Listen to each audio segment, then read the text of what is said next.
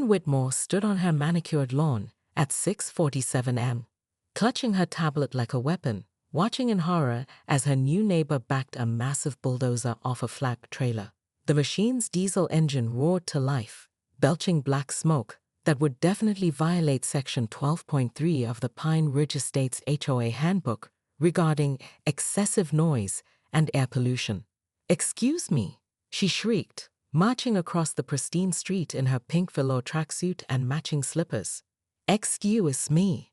The bulldozer operator, a grizzled man in his 60s wearing a faded baseball cap, shut off the engine and climbed down. "Morning, ma'am. Beautiful day, isn't it? Don't you beautiful day me?" Karen jabbed her finger at the machine. "This is a residential neighborhood with strict noise ordinances. You can't operate heavy machinery before 8 a.m. on weekdays." The man extended a calloused hand. "Name's Joe Martinez. I live at 1247 Lakeshore Drive." He gestured toward the rustic log cabin that had been the bane of Karen's existence since she'd moved into the neighborhood 3 months ago. "Just borrowed this from my buddy to clear some brush." Karen's perfectly contoured face flushed crimson. As HOA president, she'd been trying to force Martinez to tear down his eyesore cabin that predated the community by 30 years. The cabin sat on grandfathered land, legally protected, but Karen had convinced herself that persistence would prevail. "Mr. Martinez, your property is in violation of 17 different HOA regulations," she announced, scrolling through her tablet. "Your cabin's exterior color doesn't match approved palettes. Your landscaping lacks proper geometric symmetry, and your dock extends beyond the regulated footage into the lake." Joe chuckled, pulling work gloves from his pocket. "Ma'am, I've been living here since before this HOA existed. My property isn't subject to your rules." "Everything is subject to my rules." Karen's voice pitched higher. "I filed complaints with the county, the state, and I'm prepared to take legal action. You will relocate that cabin or face the consequences." "The consequences?" Joe's weathered face creased into a grin. "Lady, I built that cabin with my own hands after I came back from Vietnam. It's where I proposed to my wife, when my kids took their first steps, where I scattered my wife's ashes 5 years ago. You want consequences? You just declared war on the wrong old man." Karen's eyes narrowed. She'd bulldozed through tougher opponents than some sentimental retiree. "We'll see about that, Mr. Martinez. We'll see about that." As she stalked back to her house, Karen was already formulating her battle plan. She'd used her position as HOA president to drive out 3 other undesirable neighbors in the past year. Martinez would be number 4. What she didn't know was that Joe Martinez had been planning his own campaign, one that would teach Karen Whitmore exactly what consequences looked like. Karen's perfectly manicured nails drummed against her mahogany desk as she stared at the official notice from the county. 3 violations. 3 expensive violations that would cost her nearly $15,000 in fines and dock modifications. "This is harassment," she hissed into her phone. "Richard, I'm telling you, this is coordinated harassment." Her lawyer's voice crackled through the speaker. "Karen, the county inspector's report is thorough.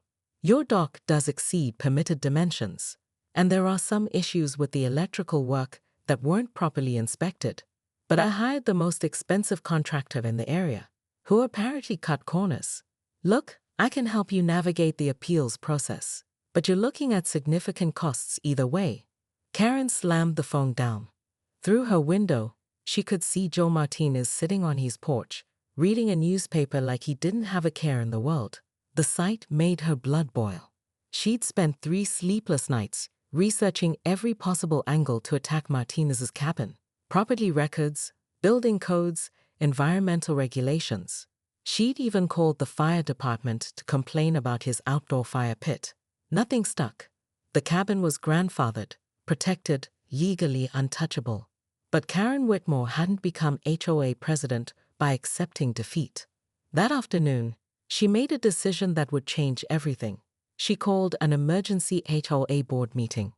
"Ladies and gentlemen," Karen announced to the 5 board members gathered in her living room, "we face a crisis that threatens the very foundation of our community." Margaret Chen shifted uncomfortably.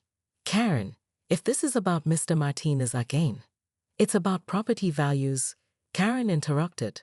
It's about the integrity of our neighborhood. That cabin is a blight that's affecting all of our investments. Board member Stephen Walsh, a retired banker, leaned forward. What exactly are you proposing? Karen smiled, revealing her carefully crafted plan. Eminent domain. We convinced the county that Martinez's property is needed for a community improvement project, a neighborhood park, perhaps, or expanded lake access. The room fell silent. Margaret was the first to speak. Karen, that's not how eminent domain works, and it's not something the HOA can initiate. Actually, it is, Karen said, pulling out a thick folder. I've done my research. If we can demonstrate that the property serves a greater public good in other hands, we can petition the county. We have political connections, financial resources, and community support. We absolutely do not have community support for this, Margaret said firmly. Joe Martinez is well liked. He's lived here longer than any of us. Karen's eyes flashed. Then we make sure he's not well liked anymore. The next morning, Karen launched her campaign.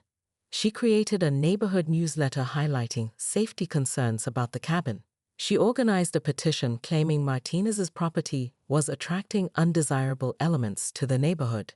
She even started a whisper campaign suggesting his family gatherings were actually unsupervised parties. But Karen had underestimated both Joe Martinez and her own neighbors. When she knocked on doors seeking signatures, she found resistance she hadn't expected.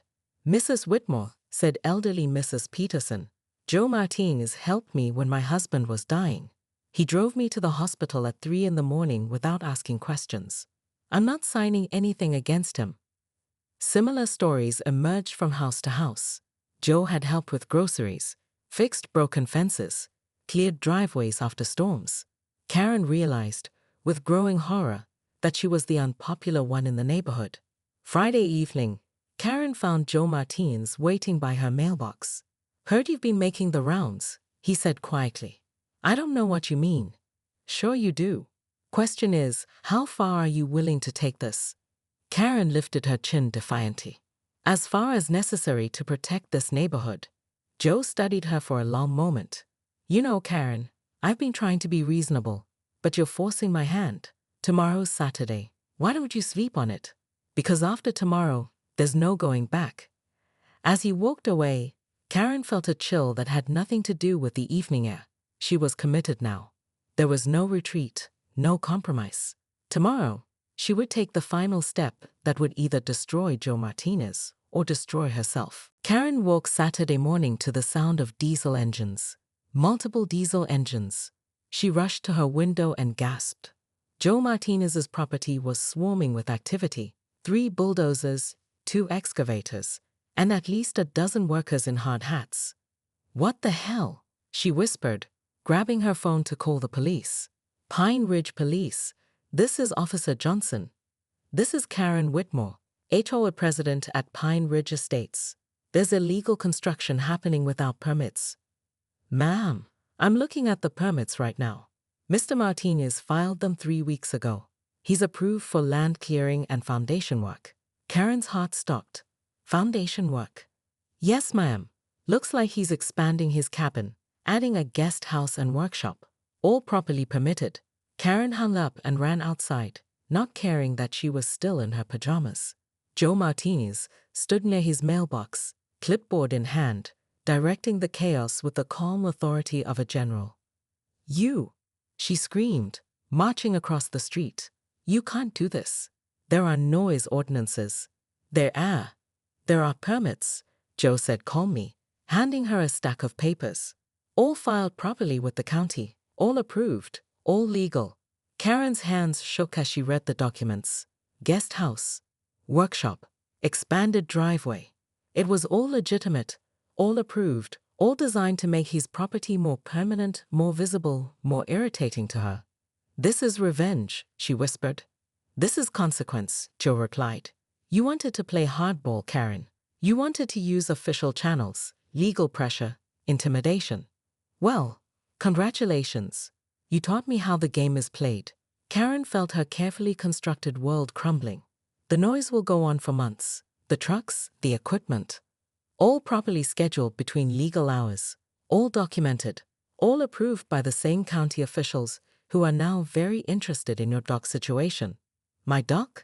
Karen's voice cracked. Joe's expression softened slightly. Karen, I tried to warn you, but you wouldn't listen. You made this personal when it could have stayed neighborly.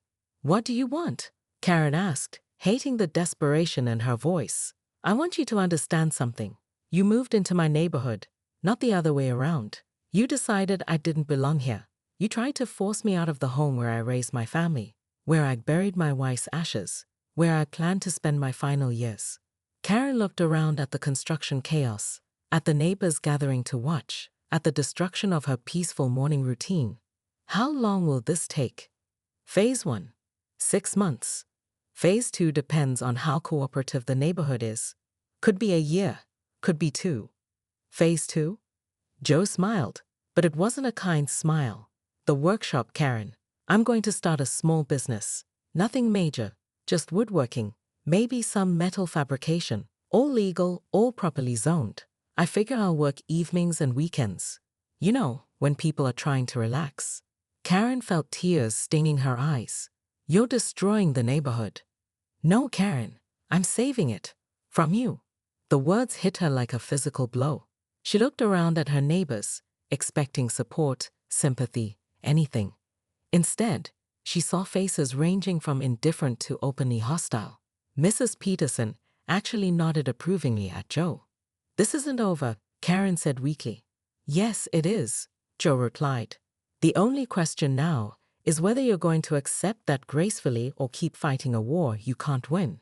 As Karen walked back to her house, the sound of construction echoing behind her, she realized that Joe Martinez had done something no one had ever done before. He'd beaten her at her own game. He used her tactics against her, turned her weapons into his tools. But as she reached her front door, Karen Whitmore made a decision that would surprise everyone, including herself. She wasn't finished. Not yet. 3 weeks later, Karen stood in her kitchen, steam practically shooting from her ears as she watched Joe Martinez through her window. He was hosting what appeared to be a family barbecue, complete with children's laughter, country music, and the unmistakable aroma of grilled meat wafting across her property. This is absolutely unacceptable, she muttered, speed dialing the first number on her contact list. Margaret, it's Karen. Yes, I know it's Saturday. That's exactly the problem. Margaret Chen, the HOA vice president, sighed audibly through the phone. Karen, what's he doing now? He's having a party without filing the proper noise variance forms. And I can see at least 12 vehicles parked on the street. That's a clear violation of the guest parking limitations. Karen, it's his granddaughter's birthday. I can see the balloons from my house. Maybe we should. There are no exceptions. Karen snapped. Rules are rules, Margaret. If we start making exceptions, the entire neighborhood will descend into chaos. Karen spent the next hour documenting violations, photographing cars, recording noise levels on her phone, even measuring the distance between parked vehicles with a tape measure. By evening, she'd compiled a 14-page report. Monday morning brought Karen's masterpiece, a certified letter delivered to Joe Martinez's cabin, demanding immediate cessation of all non-compliant activities and threatening daily fines starting at $500. Joe found Karen waiting on his porch when he returned from his morning walk. Mrs. Whitmore, he said calmly, I got your letter. Excellent. Then you understand the seriousness of your situation. Joe settled into his porch chair, gesturing for Karen to sit. She remained standing, gripping her tablet. I've been thinking about our conversation, he said. You mentioned consequences. That's right. The HOA has significant enforcement powers. So do I, Joe interrupted, his voice still pleasant, but with an edge Karen hadn't heard before. You see, I've been doing some research too, about you. Karen's confident smile faltered. What do you mean? I mean your dog, Mrs. Whitmore. The one you built last summer. It's real nice. Custom teak, professional installation, must have cost $40,000. My dog is perfectly legal and properly permitted. Oh, it's permitted all right. but it's also extending 22 feet into the lake. County regulations allow a maximum of 20 feet for docks in this area. Karen's face went pale. That's impossible. I had it professionally measured by the same contractor who built it. Joe's grin widened. Funny how that works. I had a friend from the county assessor's office come take a look. Real thorough guy.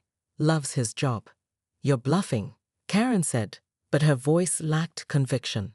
Joe stood up, towering over her. Karen, I've been fighting battles since before you were born. You want to play hardball? Let's play hardball. But remember, you started this war. As Karen stumbled back to her house, her mind racing, she realized she'd made a tactical error. She'd assumed Joe Martinez was just another elderly neighbor she could intimidate. But the gleam in his eyes suggested she'd awakened something far more dangerous than a simple property dispute. That night, Karen couldn't sleep. Through her bedroom window, she could see Joe's cabin, warm light glowing in the windows. For the first time since moving to Pine Ridge Estates, Karen Whitmore felt genuinely afraid. Karen walked back to her car in a daze. She sat there for 30 minutes, staring at the envelope, thinking about the past 3 months. Thinking about the woman she'd become, the battles she'd fought, the neighbors she'd alienated. That evening, Karen walked across the street to Joe Martinez's cabin. The construction equipment sat silent in the fading light. Joe was on his porch as usual, but he wasn't alone. Sarah and her children were there, along with an older man Karen didn't recognize. Joe, Karen called out, her voice shaking. Could I talk to you? Joe studied her for a long moment, then nodded to his family. They went inside, leaving him alone with Karen. I have the papers, Karen said, holding up the envelope. I found a way to challenge your deed. I could have destroyed everything. Joe's expression didn't change. Could have. Karen walked to his porch steps and sat down heavily. I'm tired, Joe. I'm tired of fighting. I'm tired of being angry. I'm tired of being. She paused, struggling with the words. I'm tired of being someone I don't recognize. They sat in silence for several minutes. Finally, Joe spoke. Karen, why did you move here? For peace, she said immediately. For quiet, for order. And what did you find? Karen thought about it.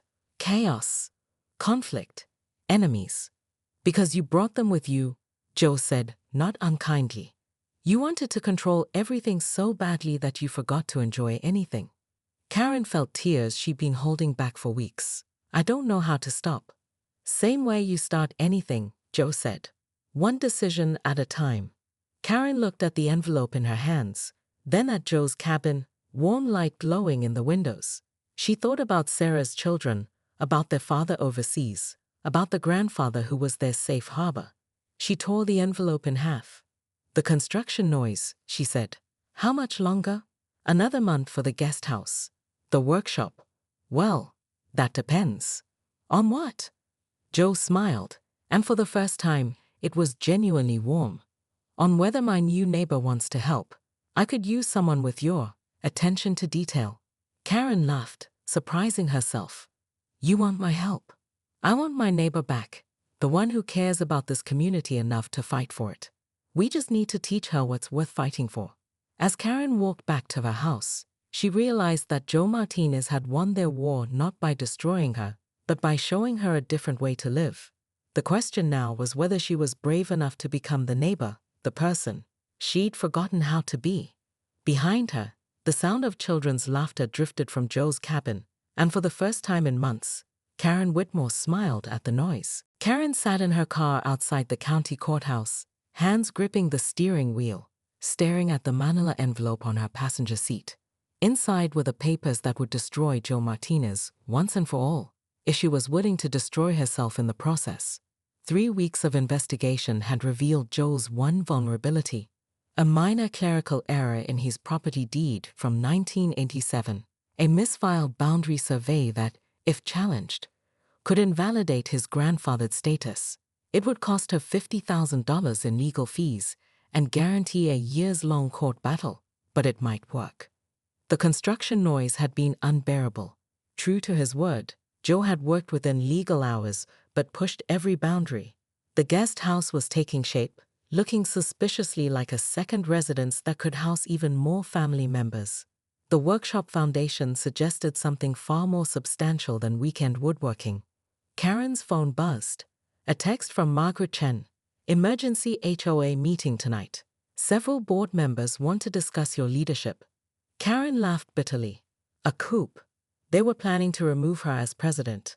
After everything she'd done to maintain property values, to enforce standards, to keep their neighborhood pristine, they were going to throw her out because she dared to challenge one stubborn old man. She grabbed the envelope and headed toward the courthouse steps, then stopped. Through the glass doors, she could see the clerk's office where she'd file the paperwork that would begin the end of Joe Martinez's peaceful retirement. Mrs. Whitmore? Karen turned to find a young woman with kind eyes and a hospital ID badge. I'm Sarah Martinez, Joe's granddaughter. I think we need to talk.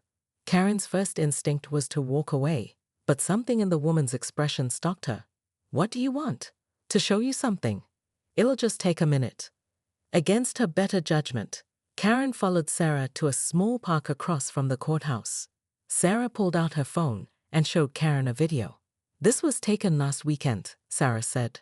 The video showed Joe Martinez's backyard, but not the construction chaos Karen had been enduring. Instead, it showed a different scene. Joe sitting on his porch, reading to two small children.